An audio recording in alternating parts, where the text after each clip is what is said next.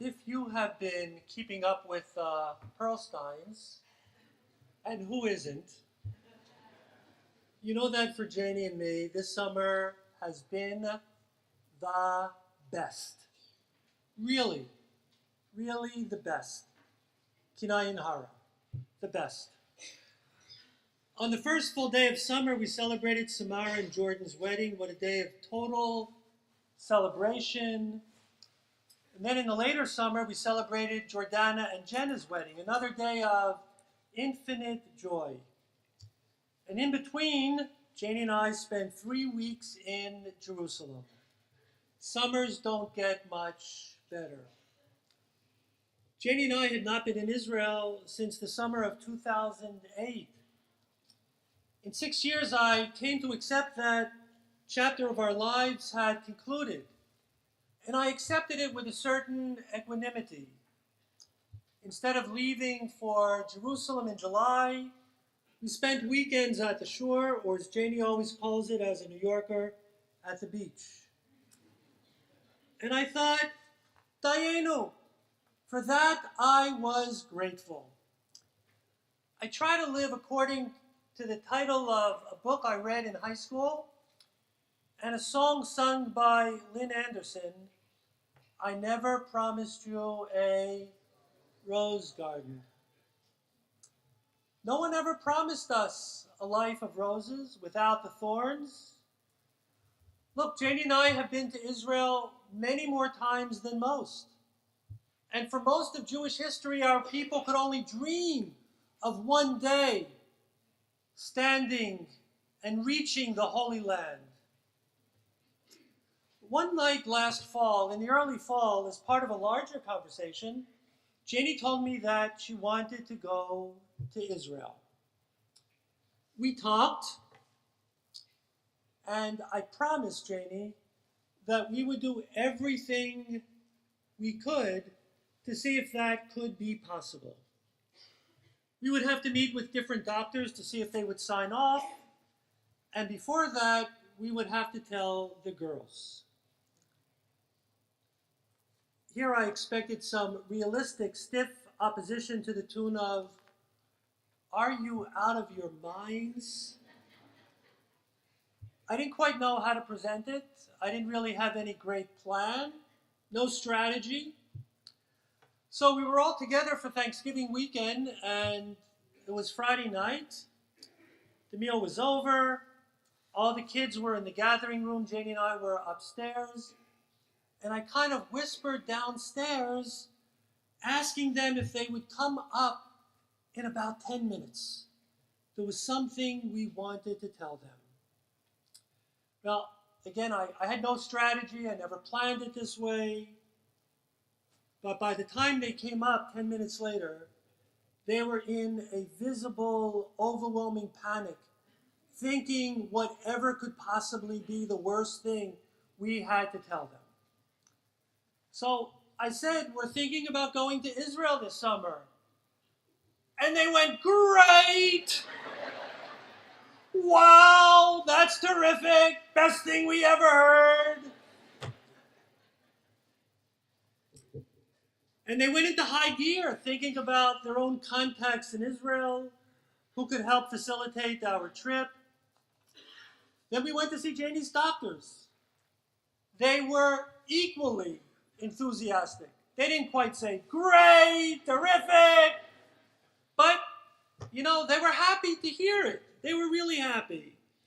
And they would say, you know what, I have a colleague in Tel Aviv. You won't need him, but just in case, we, got a colleague in Jerusalem. Okay, so that was that stage. Then I called the airline to book tickets well in advance. Now there is a daily flight out of Philadelphia on US Air. I'm now at Dividend Miles. I don't know how many miles I get for announcing this to the congregation today. US Air. And I explained to the agent all of the needs we would have for the flight. And I anticipated the agent saying, are you out of your mind? See, that theme is running through. I anticipated the agent saying, with all that is going on, why don't you just consider staying home? Well, it was just the opposite. US Air has its own policy of inclusion b'kavod. And so it was when we arrived at the airport in Philadelphia, and so it was in helping Janie onto the plane, and so it was even more so in getting off the plane at Ben Gurion, and the same thing coming back to the States 3 weeks later. They could not have been more gracious or more helpful. The world, in some ways, is getting to be a better place. When we arrived in Jerusalem in the first couple of days in writing to the kids, whatever words I used, I knew they were insufficient to express the depth and the magnitude of the feelings that we had being back in Jerusalem. Wow, we are really here. We're back in Israel. We're back in Jerusalem. How to put it into words? So I asked Janie if there was a word that really described what it was like for us to be in Israel. And Janie said, magical. That captured it for me too. It was, Janie, magical. A couple of days later, I asked Janie what else describes us being in Israel, and Janie said, mystical. It was mystical. It was for us beyond the rational that we were there again in Israel. I can't say it was a dream come true, because that for the Israeli communities living close to the border of Gaza, that they have been bombarded with hundreds and hundreds and thousands of rockets fired from Gaza into Israel. There is a city by the name of Sderot. You probably know about this. In the city of Sderot, there is this fantastically large underground playground. Now, that may sound pretty cool, but could you imagine what it would be like to have your kids play not out in the sun, but underground? Because for the past 10, even more than 10 years, they were afraid that at any given moment, a rocket could fall and kill 1, 2, 10 of the kids. So Israelis have been living with this for the past decade. Everyone knows where the closest bunker is and how many seconds it will take to get to that bunker. When you hear the siren, children growing up in Israel are growing up with traumatic stress syndrome. Read that on the front page of the Inquirer, front page of the Courier, front page of the New York Times. This summer they were being bombarded and were demanding a response from the government. Our first full day in Israel, I spoke with an expert on foreign policy and war. It was the cab driver.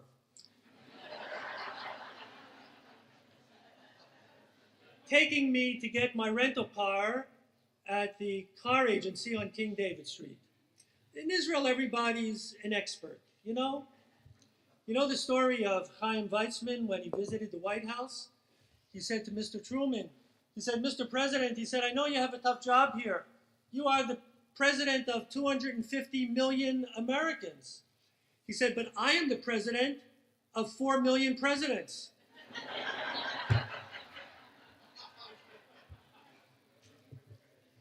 Well, I agreed with everything this foreign affairs commentator said. And this was still before the war started. And on that day, we did not yet know that there would be a war. Here's what he said. He said, Hamas is laying a trap for Netanyahu. Hamas is goading the Israeli prime minister to fight back and get entangled in a battle inside Gaza. And goading the prime minister to kill innocent women and children. That is unavoidable given the densely populated areas of Gaza from which Hamas is firing its rockets. The prime minister would be wise, we both thought, not to take the bait, so that Hamas can again gain world sympathy and isolate Israel on the international stage. And Prime Minister Netanyahu indeed wanted to avoid taking the bait. But how long could he tolerate every day more and more missiles and rockets falling on the Israeli population close to Gaza and now farther and farther away from Gaza? So remember what the Prime Minister said. He said, and he said this not only once, he said it again and again. He said, quiet will be answered with quiet. And when the confrontation first started, Egypt proposed a ceasefire. The Israeli Security Cabinet immediately accepted it. And Hamas said, we're fighting. We're fighting. We got more fighting to do. Israel had no interest or intention of taking any Gazans' lives. The Prime Minister wanted the rockets to stop. It would be that simple. Just stop the rockets. And there have been demonstrations all over Europe and the United States, even happening still today, accusing Israel of genocide, accusing Israel of committing Nazi atrocities, accusing Israel of being the cancer in the Middle East. And in our own community, many of you know about this, because many of you sent this to me. There's a gal in Newtown who had this prominently on her Facebook page. Exactly this. Israel's committing genocide. Israel are the Nazis. Israel's the cancer in the Middle East. And I wonder if she or any of the demonstrators demonstrated while, did they ever go out and demonstrate while 200,000 Syrians have been killed? Have you heard of any demonstrations while millions of Syrians, innocent, are now living in refugee camps, squalid refugee camps, in Jordan or in Lebanon? Have any of these demonstrators demonstrated against ISIS, the Islamic State of Iraq and Syria that runs rampant through towns, killing and raping, taking women as slaves and men out to slaughter? Let me say this as clearly as I can. An Arab life is mourned by the Arab world. An Arab life is mourned by the world only if it is an opportunity to condemn Israel. Otherwise, it is ignored. That's it. There was 1 week when the United Nations passed 26 resolutions condemning. A lot of bad stuff happening out there in the world. A lot of bad people out there doing horrible things. 26 resolutions condemning.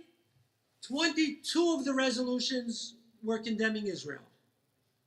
4 for the rest of the world. We hear the cries of sanctimonious doctors from Norway, for example. Did you hear about those Norway doctors who stand in such critical judgment of Israel? What would Norway do if hundreds of rockets were fired into their homeland every day? Norway, which is surrounded by the threatening neighbors of Denmark, of Finland, of Sweden, whose most powerful weapon is the penknife. But when they demonstrate, those doctors, what they demonstrate is they have no idea what it is to be Israel in a neighborhood that is as bad and dangerous as the Middle East.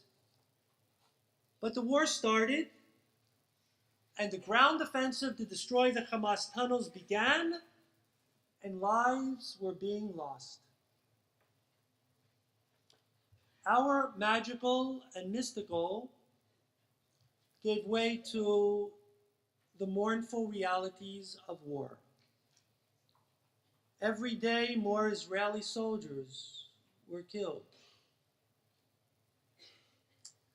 While some rockets came over Jerusalem, thankfully they all exploded in the air. We could see it where they exploded, thanks to the Iron Dome. And so we felt safe, we were safe, but we grieved for every chayal, for every Israeli soldier killed in action. My heart also ached for the loss of lives in Gaza.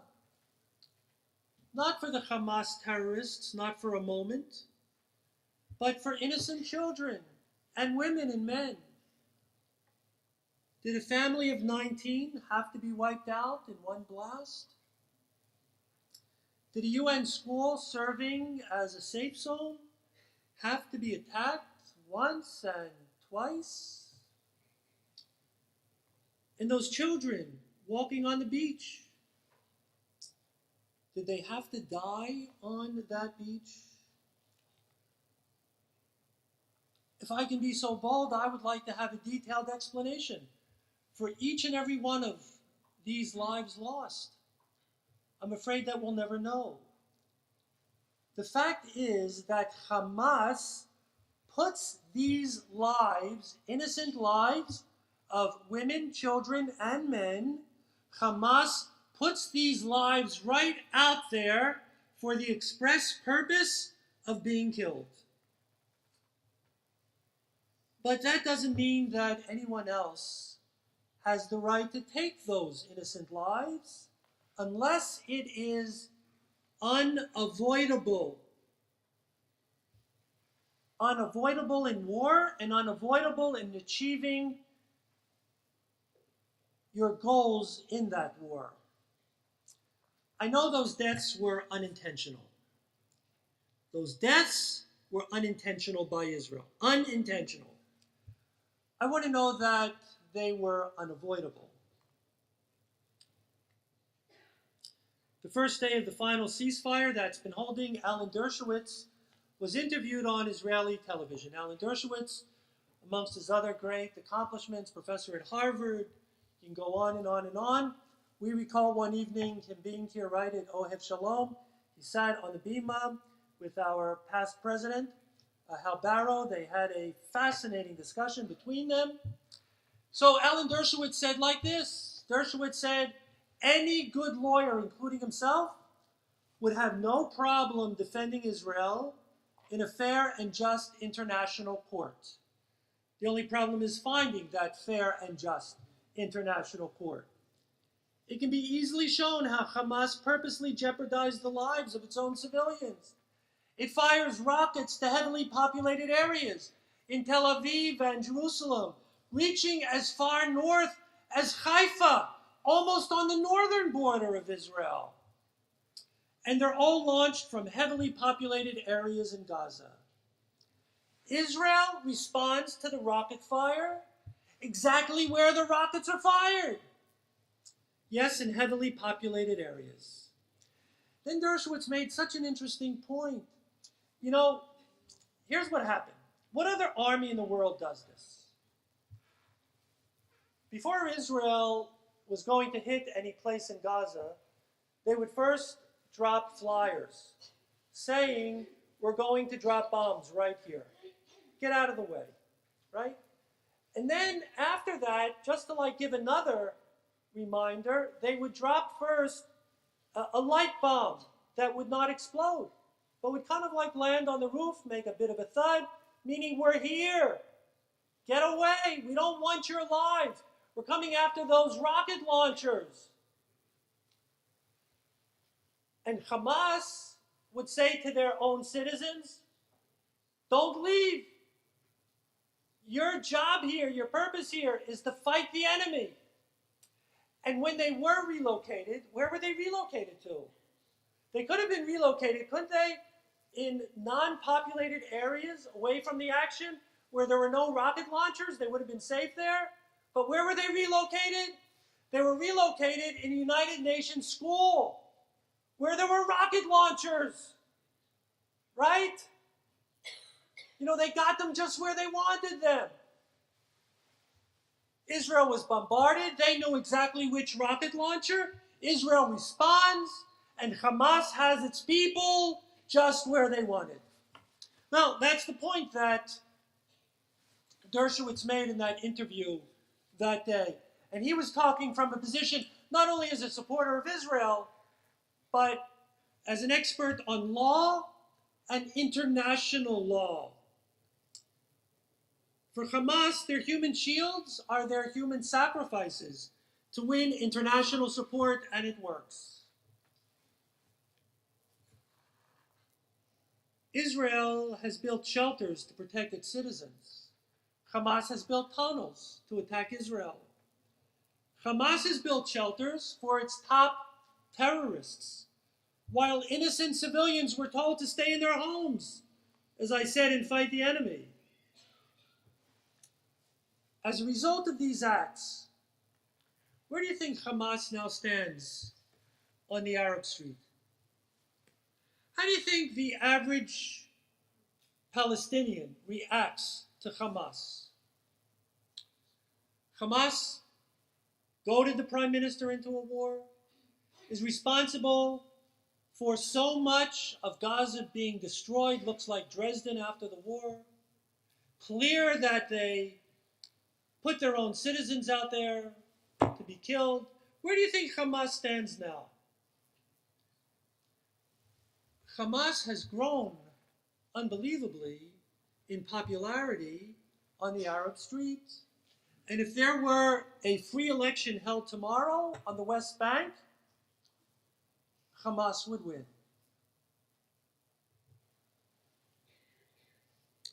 If Israel makes peace today and withdraws from the West Bank, and free and open elections are held tomorrow, Hamas is our new neighbor, just miles, not many miles, just miles, some miles outside of Tel Aviv and Ben Gurion airports. Israel could not survive it. Some months ago, there was a series on NPR entitled I Believe. So I want to share with you my own I Believe. Here's what I believe. I believe Israel fought a necessary defensive war in Gaza to protect its own citizens. I believe the Prime Minister wanted to avoid war, but not at all costs. I believe Hamas was intent on dragging Israel into a war, and their strategy was to sacrifice its own citizens in order to improve its standing in the Arab street and throughout the world. I believe we live in a very strange world in which a terrorist organization can provoke a war, put its own civilians on the front lines, and gain victim status, even while claiming a military victory. I believe Israel has no interest in killing non-combatants in Gaza. I believe there does remain a question whether more Gaza non-combatants were killed than was absolutely necessary, and I don't know we'll ever know the true answer. I believe the Israeli army is one of the most moral armies in the world, perhaps the most moral, but moral doesn't mean perfect. I just got in the mail yesterday, and I just read this article last night. It's the Journal of the Jewish Review of Books. It's really a very worthwhile journal to get, the Jewish Review of Books. There was one article written by the Israeli who was part of writing the actual moral code for the Israeli army. So he's an expert on it. And he writes in the article, one of the problems that Israel has in fighting the terrorists is that an army is supposed to wear a uniform. Did you know that? According to international law, there are rules of fighting. An army is supposed to wear a uniform so you can tell the difference between a combatant and a non-combatant. Hamas doesn't wear a uniform. They want to blend in. Israel wants to go after them. How is Israel supposed to tell who's the Hamas terrorist and who's the innocent guy standing next to them? That's exactly what Hamas wants to achieve. I believe Israel is a special state not only because its citizens are primarily Jewish, though that means a great deal to me, but because it is to live the ideals of the prophets and the words of Isaiah, to be a light unto the nations. Friends, I believe we Jews can have differing views on Israel. Some of us here, I know, are unconditionally loving of Israel.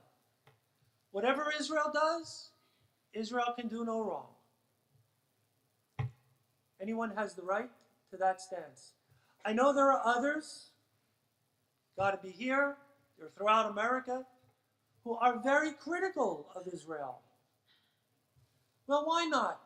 You find all of these views in Israel, from Israelis, one of the greatest democracies in the world, the only democracy in the Middle East. But I believe as Jews, it is incumbent upon us to find our own ways to stand in support of Israel. Let me go back, I guess it's 7 years. On the High Holy Days of 2007, I entitled my Rosh Hashanah sermon, Just One More Day. I was inspired by the book of the same name by Mitch Albom. That was the summer that Janie spent 3 weeks, 1 week in intensive care, 2 more weeks in the hospital at Hadassah Hospital. And every day I just hoped for one more day. But you know, the reality is, if we could be given one more day, what do we hope for at the end of the day? One more day. And then the next day. You know, if it's really precious to you, do you ever get to the point where you say, well, thanks? No. You want one more day. And so I say, thank God. But for Janie and me in Israel this summer, after absorbing the magical and the mystical of the moment, I felt myself hoping for another day. Another trip to Israel in the future. And then on the other hand, I thought, no, maybe I should just control myself. We have this moment in Israel. Don't think about what's going to happen. Enjoy and take in just this moment. Dayenu, that's enough. So let me return to the very beginning. I said there was a conversation that Janie and I had that led to our decision to take this trip to Israel this past summer. And actually, that conversation was not about our own trip. It was about a future Ohev Shalom family trip sometime in the future. It was that conversation that Janie and I had that sparked the idea of our own trip this past summer to, in effect, test the waters. And the waters were fine. And we'd love you to join us. That's why it was magical. That's why it was mystical. And so we are ready now to announce our next Ohev Shalom Israel family trip, led by Janie and myself, for late December of 2015. Gives you time to plan. You know, you were planning that trip to Aruba, make it Israel. Or maybe you were going someplace with an I, Italy, Ireland. Keep the I and make it Israel. All ages are welcome. Singles, families, couples are welcome on our Ohev Shalom Family Israel experience. Bar Bat Mitzvah families are especially welcome. The Bar Bat Mitzvah in Israel is an experience that is unbelievably powerful. Now, the cantor and Arlene are leading a complimentary trip in the spring of 2016. Don't get overly excited. I'm not using the word complimentary like in there's a complimentary breakfast at the hotel. We love the Cantor and Arlene, but, it's not on the house. No. It's complimentary, not with an I, but with an E, as in two items that complement each other. So it's complimentary. I wanted us to offer these trips in succession because they truly are complimentary. The spring is a great time to visit Israel if you aren't in need of a school vacation. And the Cantor and Arlene did a trip a couple of years ago around the holiday of Shavuot. It was a great trip.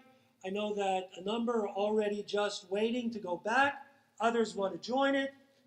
So that's a great trip. And for us, that'll be going in late December. In our last two late December trips, we've had some great weather. In Israel, late December is called winter.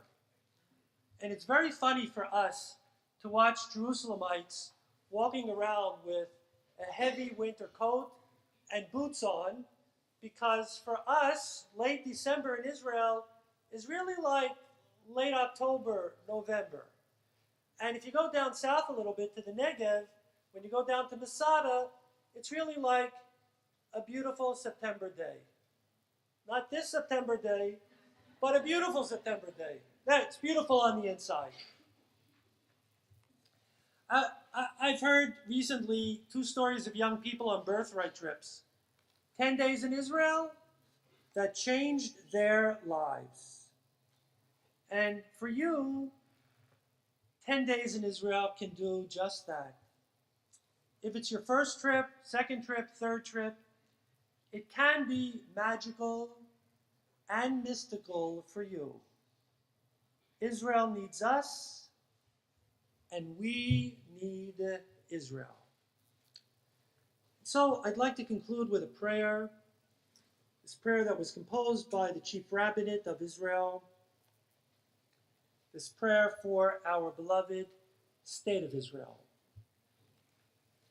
Avinu Shebashamayim, Tzor Yisrael v'goalo, Barechet Medinat Yisrael, Reshit Tzmichat Geulatenu.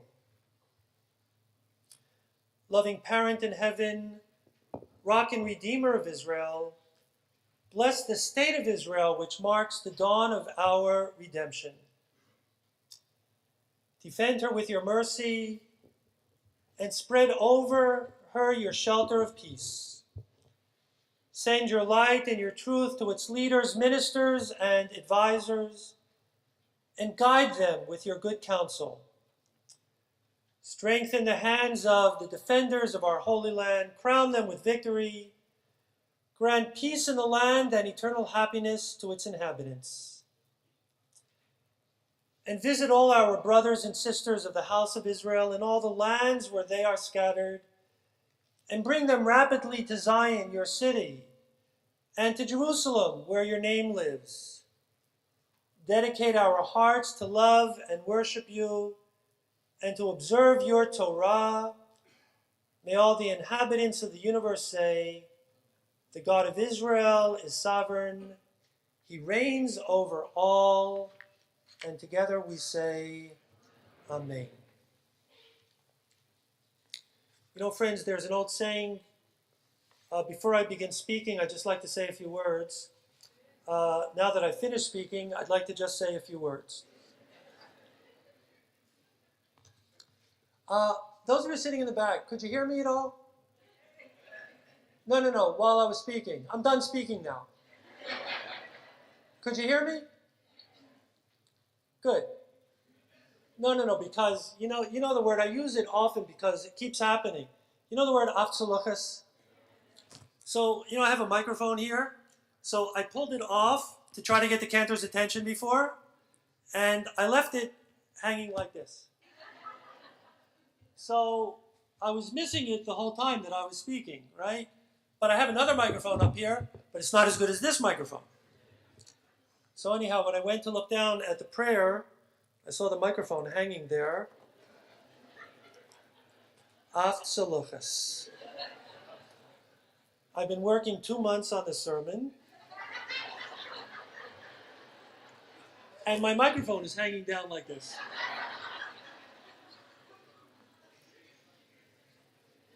I shouldn't say that I was working 2 months on it. I shouldn't say that. Somebody asked me, we had an evening at Brian and Rachel Sachs' house during the summer, and it was a lovely evening, and somebody said to me, there were a few people around, he said, Rabbi, how long does it take you to write a High Holy Day sermon? I said, look, it's an impossible question to answer. If I tell you it takes me, I invest 40, 50 hours in it, somebody will say, for that, he spends 40, 50 hours? And if I say, by now, I sit down and in an hour and a half, it just pours out, they'll say, that's all he spends? An hour and a half? And then my microphone falls down. Okay, that's life. That's life. The next time you see my microphone hanging down, you just wave and could happen again. Okay. I'm going to talk about technology tomorrow. So the other few words that I wanted to say is I want to thank you all for being here today, and thank you in an infinite way for being part of our Ohev Shalom community. Your presence here every year, and today, this new year, means so very, very much to me. I want to thank those who have already responded to our annual appeal of 5775. This year, for the first time, I was personally in touch with everyone in our community, because I deeply believe our synagogue can thrive in the year ahead and in the years ahead. And while Janie and I participate every year in the annual appeal, I wanted to do all I could to maximize our potential, which is great. So I'm happy to be able to announce this. We are on track to having one of the most successful annual appeals, and maybe our most successful annual appeals ever. That is a profound statement of the caring and love we have for our synagogue. And I'm thrilled to be able to say this. About 25% of the gifts in so far this year are new gifts. Not necessarily new members, but new gifts. What an amazing statement that is. I was especially touched by one gift that came from someone who I know has been out of work, and I know is receiving significant assistance from the synagogue just to be here and have his kids in school. And he sent in a gift. I was so happy that I bumped into him so I could personally thank him. And so, my thanks to those who have already responded. My thanks to those who will respond between Rosh Hashanah and Yom Kippur. And my thanks to those who will respond when you find the letter that I sent you. Whenever, at your own leisure. We have an annual appeal board outside there. It's filling up with a rabbi circle, Ner Tamid, Shomrim, Amudim. And I want to say this as clearly as I can. Know that every gift is appreciated and valued, just as everyone in our community is greatly valued as being part of our synagogue family. So, in full circle, again, my thanks for being here today, and I am indebted to you for being part of our Ohev Shalom community. People sometimes ask me, what's the best thing about Ohev Shalom? Just tell me what the best thing is. And I always tell them the same thing. What makes our synagogue so special is our community. It's all of us together. It's not one person, it's not one group of people. It is all of us together so that our synagogue can remain the dynamic center of Jewish life in Bucks County and continue to thrive. Could you hear me on the last row? Anybody? Okay.